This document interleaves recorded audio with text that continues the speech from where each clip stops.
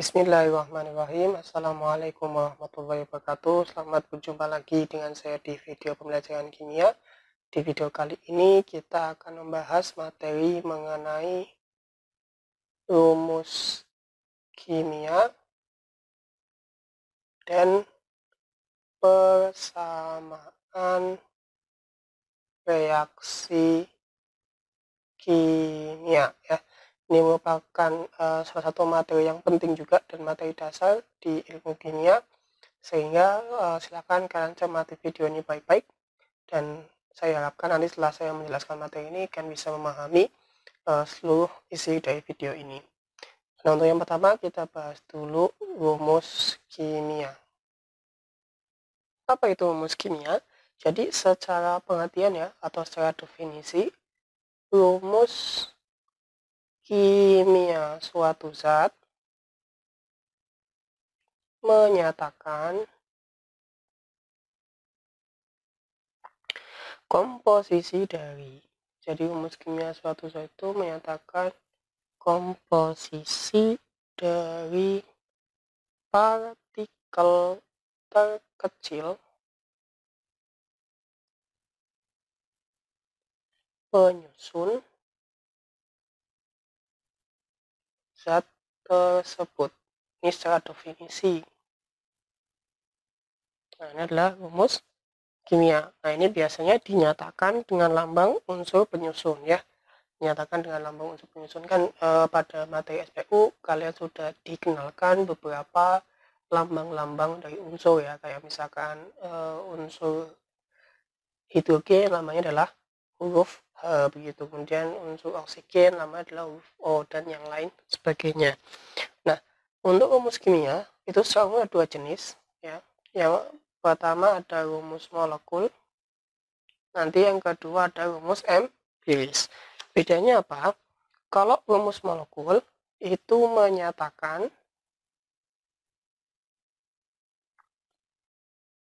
jenis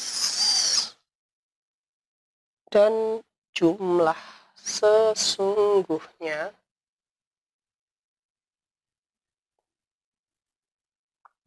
dari atom-atom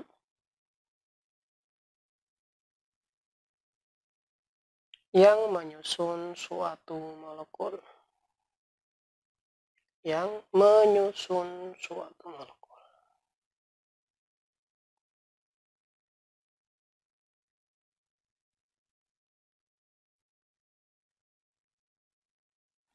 Nah, kalau rumus empiris ya, rumus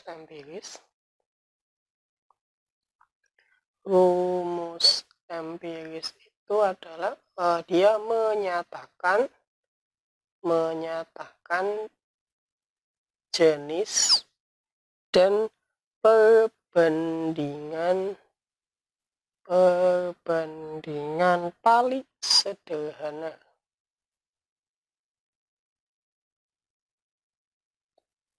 dari atom-atom penyusun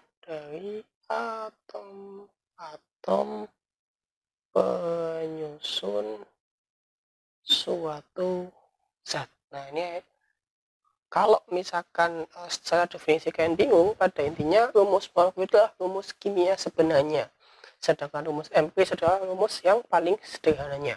Sebagai contoh, nah, ada senyawa glukosa. Nah, glukosa itu mempunyai rumus molekulnya adalah C6H12O6. Ini rumus molekul dari glukosa atau rumus kimia sebenarnya. Dia menyatakan jumlah sungguhnya, makanya disebut sebagai rumus kimia sebenarnya. Nah, glukosa ini mempunyai rumus empiris. Rumus empirisnya adalah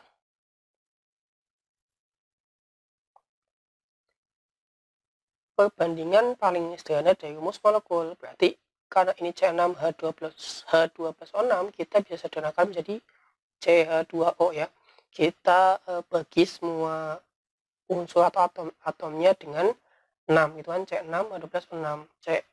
C-nya 6 bagi 6 1, H12 bagi 6 2, O bagi 6 adalah O6 ya, dan 6 bagi 6 adalah 1. Jadi itu adalah perbandingan paling sederhananya, itu adalah rumus empiris itu mudahnya ya. Jadi rumus molekul sama rumus empiris. Kenapa kita harus mengetahui rumus molekul dan rumus empiris? Karena gini, nanti pada suatu materi di sebab selanjutnya kita diperkenalkan atau dilatih untuk mencari bagaimana rumus molekul dari suatu senyawa. Nah, untuk mengetahui rumus molekul suatu senyawa dari soal-soal yang ada, kita diarahkan untuk mengetahui rumus empirisnya terlebih dahulu. Setelah mengetahui rumus empirisnya, nanti kita bisa mencari atau menebak atau memprediksi rumus molekul senyawa tersebut. Kalau misalkan kita tidak paham mengenai perbedaan rumus molekul dan rumus empiris, nanti kalian akan bingung, kita akan bingung ketika kita diminta memprediksi rumus molekul suatu senyawa kimia pada bab selanjutnya. Itu ya, jadi ini fungsinya begitu. Namun nanti memang ke depan pada suatu soal atau suatu reaksi kimia dan sebagainya ya, yang muncul adalah tentunya rumus molekul, karena memang itu rumus yang sebenarnya itu ya, yang bisa dipahami tentang rumus molekul dan rumus empiris gitu. Nah, biar kalian tidak salah mengartikan arti dari rumus kimia, misalkan ini saya contoh, ini ada huruf S atau lambang unsur S. Nah, ini berarti kita sebut sebagai atom belerang. Nah, S itu kan lambang dari unsur belerang ya. Nah, kalau misalkan kita mau menuliskan molekul belerangnya, maka kita tulis S8. Ini adalah molekul belerang. Kenapa? Karena memang pada faktanya belerang itu secara stabil berada dalam bentuk suatu molekul S8, bukan hanya dalam bentuk S atau atom saja, tapi dalam bentuk S8, itu begitu. Nah, kalau kalian tulisnya begini, 8S itu artinya ada 8 atom belerang, gitu ya. Jangan sampai kalian terbalik ya. Nah, itu biar nggak bingung gitu. Kalau misalkan dalam satu senyawa, ya misalkan ada senyawa MgSO4. Nah, ini artinya adalah satu satuan rumus kimia suatu garam ya. Nah, ini suatu garam MgSO4 atau nama lazimnya adalah garam Inggris. Garam Inggris. Nah, namanya MgSO4. Kalau misalkan ada senyawa dengan rumus molekul MgSO4, katakanlah 5 ya 2O ya, X2O, tapi kayaknya sih ya benar MgSO4 5,2O. Nah, ini artinya adalah satu satuan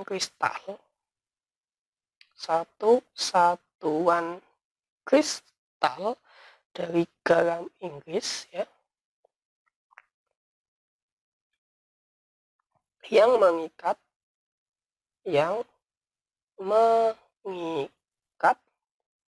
5 molekul air. Molekul air. Nah, nanti memang ke depan ada beberapa materi yang menunjukkan tentang senyawa garam. Nah, senyawa garam ini ada senyawa garam yang biasa, ini contohnya MgSO4 itu ada senyawa garam gitu, tapi juga ada yang disebut sebagai senyawa garam hidrat. Ini adalah contoh senyawa garam hidrat, yaitu MgSO4 5,2O, artinya garam tersebut mengikat molekul air, namanya adalah garam hidrat. Itu ya. Itu biar kalian ke depan bisa lebih membedakan mana itu atom, mana itu molekul, mana itu senyawa dan sebagainya gitu. Nah, ini tentang rumus kimia ya. Nah, selanjutnya kita akan bahas tentang persamaan reaksi kimia. Kita geser dulu ke sini. Nah.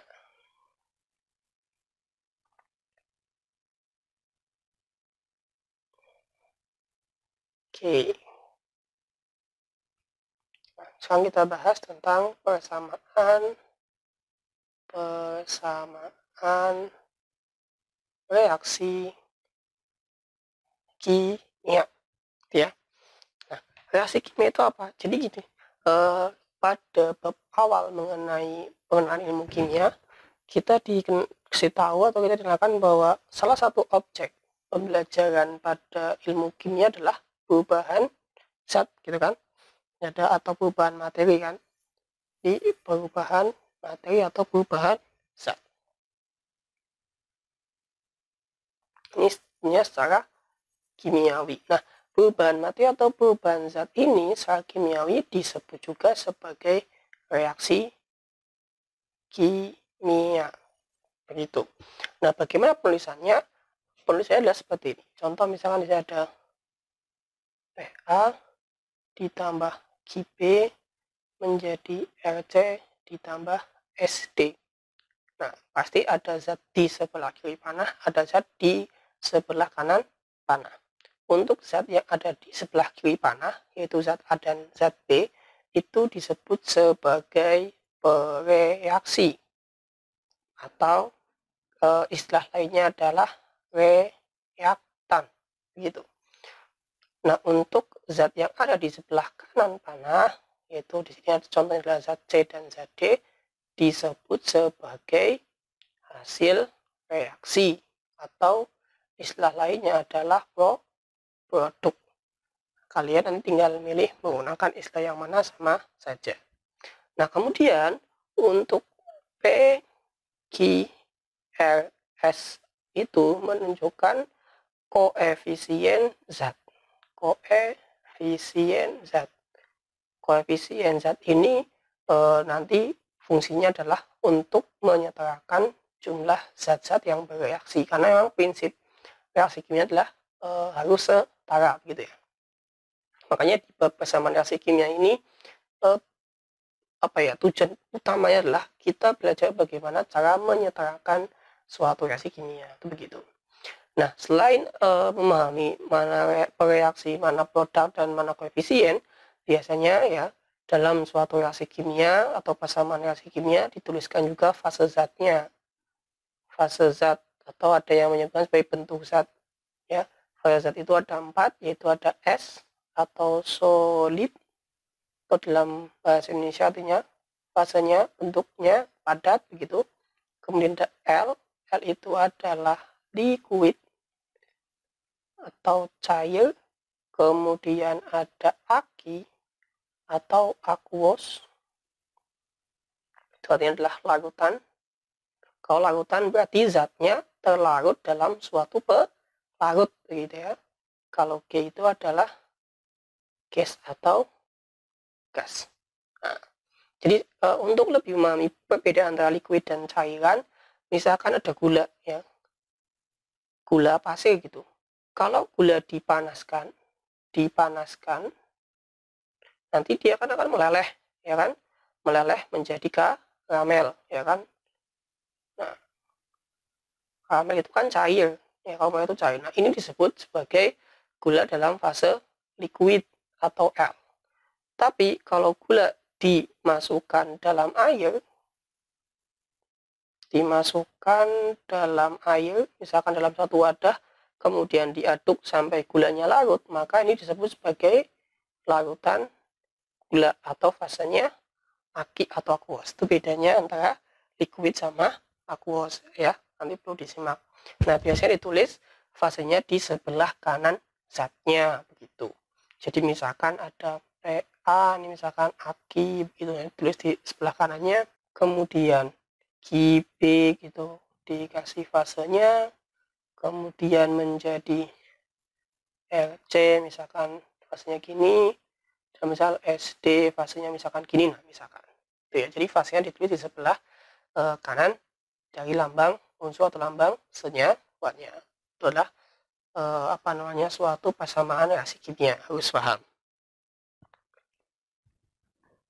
Nah, kemudian sesuai tadi yang saya sebutkan bahwa tujuan utama pada penjelasan mengenai persamaan reaksi adalah menyetarakan reaksi kimia, kita belajar bagaimana cara menyetarakan reaksi kimia.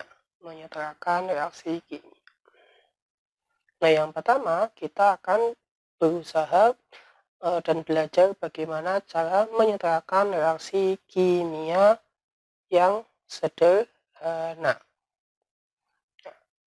Jadi cara menyetarakan reaksi kimia itu adalah dengan penambahan koefisien ya. Dengan penambahan koefisien artinya penambahan angka di depan dari zatnya. Sebagai contoh, misalkan yang paling mudah ya, contohnya gini. Contoh, misalnya ada padatan magnesium, ya, padatan magnesium direaksikan dengan larutan asam klorida menghasilkan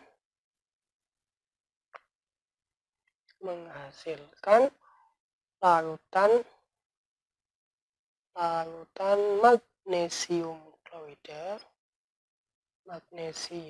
klorida dan gas hidrogen. Nah, kalian nanti diminta menuliskan reaksinya. Nah, berarti gimana? Nah, padatan magnesium. Berarti di sini ada unsur Mg. Karena padatan, maka fase zatnya adalah solid. Begitu. Direaksikan dengan larutan asam klorida, ditambahkan dengan asam klorida. Fasenya larutan, berarti ini Ag. Menghasilkan larutan magnesium klorida. Magnesium klorida itu adalah MgCl2. Kenapa di sini 2?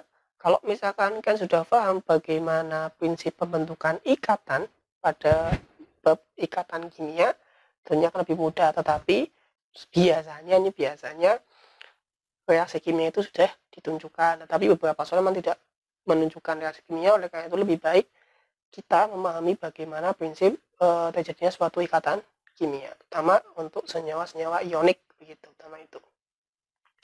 Ya, kemudian di sini ada gas hidrogen juga, yaitu berarti gas. Ini fasenya dulu tulis ya.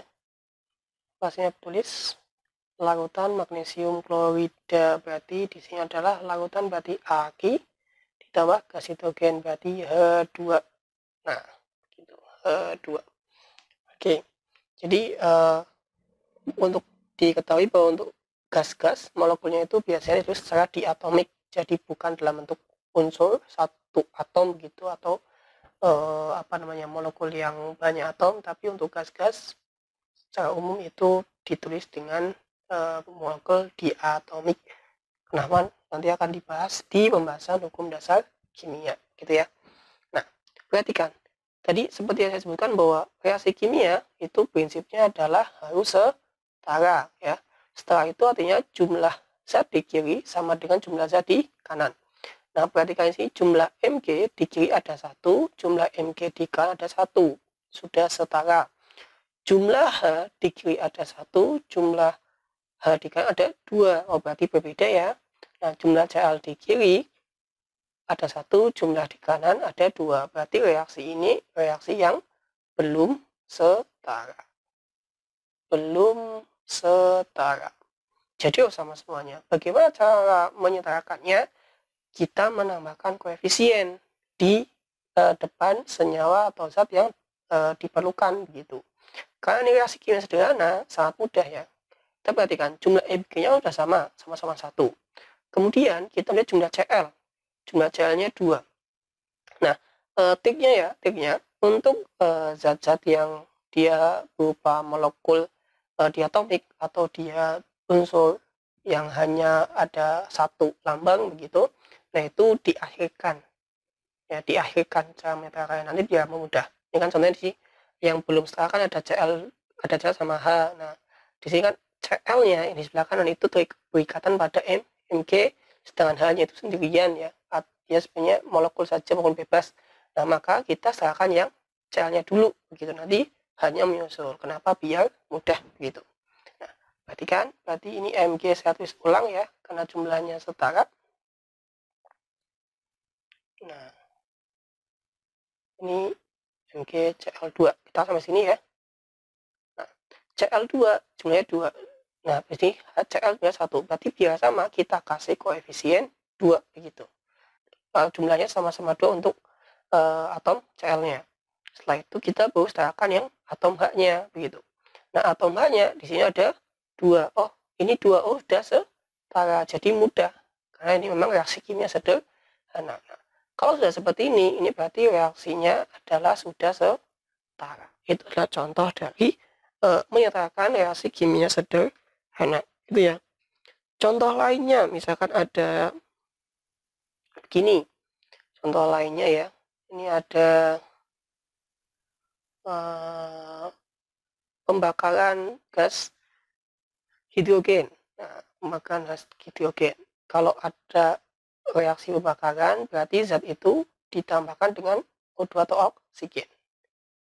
Atau ini pembentukan air juga bisa ya, pembentukan uap air. Nah, begini misalnya ada H2 tambah O2 menjadi H2O.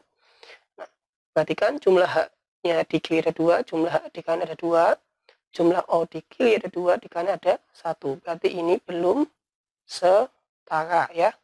Ini belum setara. Cara menyatakannya mudah ya. Nah, ini untuk hanya udah sama. Ini 2, ini 2. Berarti tinggal O-nya kan. Nah, kita tadi menyatakannya di zat yang membutuhkan saja begitu. Oh, di sini 2, ini 1. Nah, cara menyatakan adalah dengan cara menambahkan koefisien di depan O2. Kenapa menambahkan koefisien di depan O2? Karena kalau misalkan kita menambahkan angka 2 di sini, maka jumlahnya akan ikutan bertambah. Kalau jumlah H di sini bertambah, ini harus ditambah lagi kan begitu.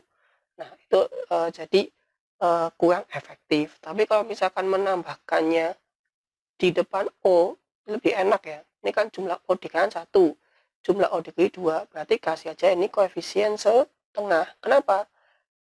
Cara menghitungnya dari angka yang di bawah ini ya, itu dikalikan 2 kali setengah berarti 1 kan, jumlahnya 1. Itu juga kalau soal yang di atas kan kebetulan tidak ada angka yang di bawah lambang unsur begitu ya, jadi langsung aja. Kalau ini akan ada 2 dikalikan gitu, 2 kali setengah 1, berarti jumlah O-nya sudah sama-sama 1 begitu. Nah, kalau sudah seperti ini, berarti ini adalah setara. Nah, biar lebih paham, saya tulis ulang saja reaksinya itu ya. Nah, berarti ini H2 ditambah setengah O2 menjadi H2O. Ini sudah setara. Nah, boleh nggak koefisien setengah? Boleh-boleh saja, tetapi biasanya memang koefisien itu bilangan bulat. Nah, kalau misalkan mau dijadikan bilangan bulat, kalian tinggal kalikan 2 reaksinya. Kenapa? Kan ini setengah, saya kali 2 kan ya bulat jadi 1. Nanti semuanya dikalikan 2, berarti ini jadi 2H2 ditambah O2 menjadi 2H2O. Kalau ada yang bingung, Pak, kok jadi O2? Nah, jadi dalam reaksi kimia, kalau jumlah zat atau koefisien itu 1, maka tidak perlu dituliskan angka 1 ya. Kayak ini kan Mg ini yang di atas nih, Mg ini berarti ada 1 begitu koefisien depan ini. Berarti nggak usah ditulis. Jumlahnya juga ada 1. Nah, ini kan O2, jumlahnya 2 ditulis. Tapi kalau misalkan jumlahnya 1, tidak usah ditulis. Ini H2O. O-nya 1, maka tidak perlu H2O1, nggak perlu. Cukup H2O saja ya. Saya ulangi, di pada reaksi kimia untuk jumlah zat atau koefisien, kalau misalkan jumlahnya 1, tidak perlu dituliskan angka satunya. Begitu ya. Ini adalah menyatakan reaksi kimia sederhana. Kemudian kita akan belajar bagaimana cara menyatakan reaksi kimia yang kompleks. Nah, kita geser dulu kanvasnya. Oke, dan kita menyatakan reaksi kimia kompleks, gitu ya. Nah, untuk reaksi kimia kompleks ini perlu dipelajari. Kenapa? Karena terkadang ada beberapa soal-soal reaksi kimia yang susah untuk kita logikakan secara langsung ya. Kalau tadi kan Mg, HCl, MgCl2, H2 itu kan mudah, tinggal menambahkan koefisien di mana kita bisa nyampe otaknya. Oh ya, tambah sini berarti sama. H2 juga sama. Ini tambah di sini ditambah koefisien sekian nanti akan sama. Tapi ya, terkadang ada beberapa reaksi yang sulit untuk kita analisis bagaimana cara reaksi, bagaimana bagaimana penyetaraan reaksi kimia secara langsungnya, gitu. Kita susah analisisnya begitu. Nah, maka kita menggunakan cara yang ini. Nah, ini adalah menyatakan reaksi kompleks. Sebagai contoh, misalkan ada reaksi apa ya? Misalkan ini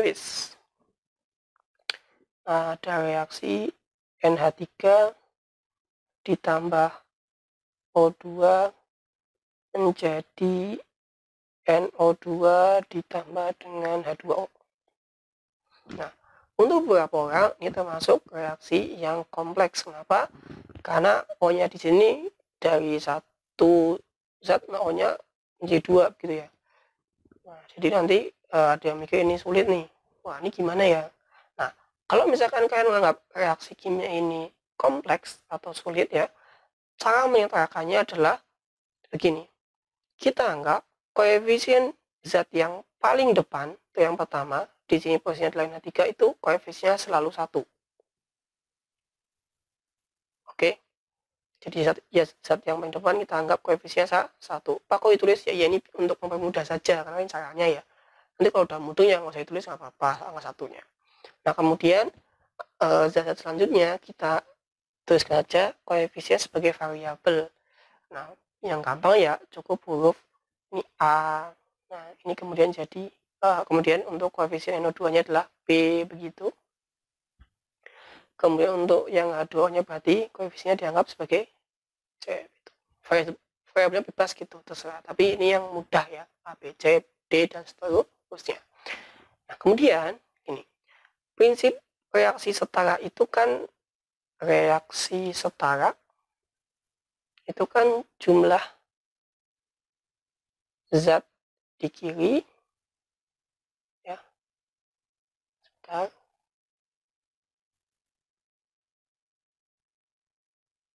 jumlah di kiri sama dengan jumlah zat di kanan ya kan, jumlah di kanan. Nah, kita tulis semua unsur-unsurnya, ingat kita tulis unsur-unsurnya ya, karena kan setara itu jumlah unsur ya. Nah, berarti ini juga ada N, kemudian ada H, kemudian ada O, NHO ya kan, NHO. Nah, kita tulis ini N di kiri jumlahnya adalah 1, di kanan jumlahnya adalah 1 kalikan 2, 1 kalikan 2, 1 kalikan B ya kan, 1 kalikan B berarti hasilnya adalah B gitu. Untuk H, jumlah di kiri adalah 3 kali 1 berarti 3, jumlah di kanan berarti 2 dikalikan C berarti 2C itu ya. Kemudian jumlah O di kiri, ini maksudnya di kiri panah dan kanan panah ya, jumlah O di kiri 2 kali A, ya ini cara mudah dikalikan ya, ini berarti 2A, di kanan berarti, nah ini kan ada 2 nih O-nya, 2 kali B berarti 2B, ditambah ya, ini ditambah 1 kali C berarti C. Nah, selanjutnya kita pecahkan, kita cari tahu berapa nilai dari masing-masing variabel. Gimana caranya? Ya kita selesaikan persamaan yang paling panjang gitu. Nah, ini kan 1 sama dengan B, oh B berarti sudah ada nilainya, B sama dengan 1. Nah, 3 sama dengan 2C, ya enggak? Berarti kan kalau kita cari tahu nilai C-nya berarti C sama dengan 3/2 kan begitu kan. Nah, nanti tinggal yang adalah yang A. Nah, kita cari dari persamaan yang di bawah ini ya. Nah, 2A sama dengan 2B ditambah C.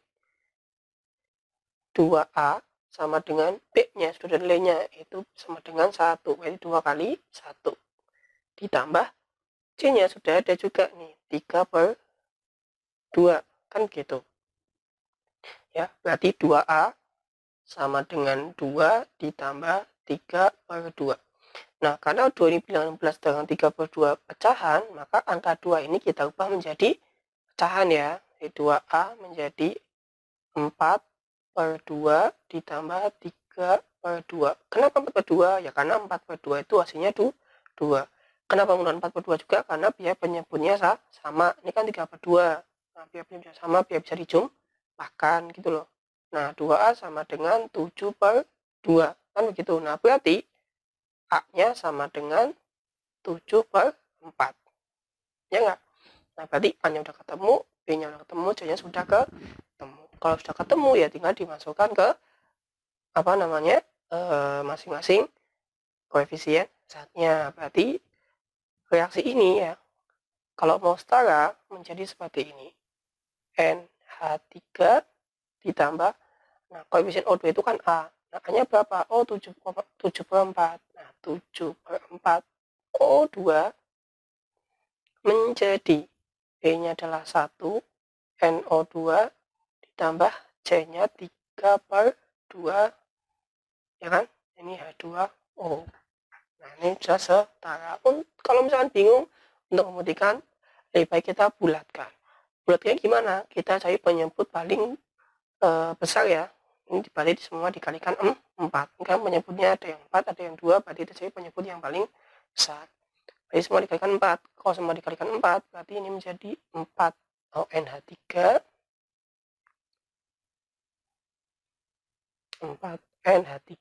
ditambah 7O2 menjadi 4 NO2. Nah, ini berarti 3/2 kali 4 berarti adalah 6 H2O. Coba itu. N di kiri ada 4, di kanan ada 4. H di kiri 4 kali 3 kali 4 12. H di kanan 2 kali 6 12. O di kiri 2 kali 7 14. O di kanan 2 kali 4 8. 1 kali 6 6. 8 tambah 6 juga 14. Jumlahnya sudah setara. Itu adalah cara menyatakan reaksi kimia kompleks. Gitu ya. Nah, jadi sebetulnya untuk reaksi yang sederhana juga bisa menggunakan cara yang ini, karena ini kan cara dasarnya. Tapi kalau sederhana langsung bisa dianalisis kan lebih efektif dan lebih cepat gitu kan. Tapi kalau reaksi yang kompleks ya tentunya lebih baik pakai cara ini. Nah, kalau misalkan kalian menganggap reaksi itu sulit semua ya silahkan pakai cara ini, monggo. Yang penting yang jelas kalau misalkan kalian sudah terbiasa menyatakan reaksi kimia, insya Allah dengan sendirinya kalian bisa menganalisis dan menyatakan reaksi kimia secara langsung tanpa dijabarkan seperti ini. Begitu ya. Ini adalah video untuk kali ini. Silakan nanti kalian bisa kerjakan, coba setarakan reaksi yang pertama, reaksi apa ya? Nah, ini 2 saja. Silakan kalian setarakan reaksi kimia berikut.